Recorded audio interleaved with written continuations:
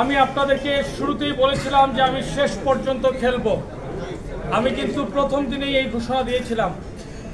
গতকালকেও আমি বলেছি, আজকে সকালেও আমি বলেছি যে আমি শেষ পর্যন্ত দেখব। সেই সঙ্গে আমি এটাও কিন্তু বলেছি, বারবার বলেছি, ক্যাটাগরি 1 এবং 2-এ যেভাবে নির্বাচন হয়েছে তা কখনোই গ্রহণযোগ্য নয়।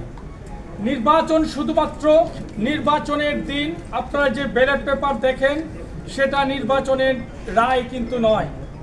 ক্যাটাগরি 3-এ যদি আপনি দেখেন, ক্যাটাগরি 3-এ সাবেক 15 জন ক্রিকেটার থাকেন, 5 জন এনএসসির ভোটাররা থাকেন, বিশ্ববিদ্যালয়ের 9 জন থাকেন, শিক্ষা বোর্ডের 8 জন থাকেন, বাকিরা বিভিন্ন সার্ভিসের সংস্থার, সব মিলিয়ে 45 জন।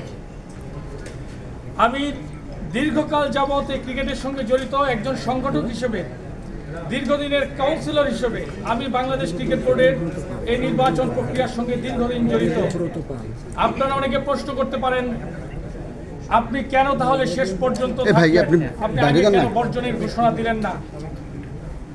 আমি এই নির্বাচনকে কেন্দ্র করে বাংলাদেশ ক্রিকেট বোর্ডের সম্মানিত সভাপতির সঙ্গে অনেকবার আমি কথা বলেছি। একটি শুধু বারবার বলেছি যে নির্বাচন যেন নিরপেক্ষ হয়। যেহেতু আপনি কাউন্সিলর ক্রিকেট বোর্ড নির্বাচন করেন এবং বোর্ড সভাপতি নিজে 5 জন অধিনায়ক নির্বাচন করেন, আমি তার নৈর্ব্যক্তিক অবস্থান সব সময় চেয়েছিলাম। আপনি যদি কাউন্সিলরদের দিকে তাকান, কাউন্সিলরগুলো এদের অনেকেই বাংলাদেশ ক্রিকেট বোর্ডের চুক্তিবদ্ধ হিসেবে চাকুরিরত আছেন।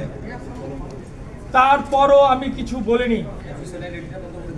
পরবর্তীতে শিক্ষা বোর্ডগুলো যদি দেখেন, সবকিছু মিলিয়েই কিন্তু গত প্রায় 2 মাস যাবৎ আমার নির্বাচনের অত্যন্ত প্রিপারেশন ছিল।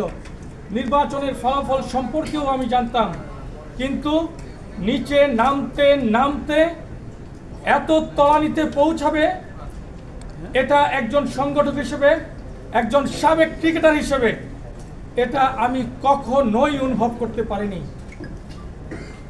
আজকে যে নির্বাচনের ফলাফল হয়েছে সেটা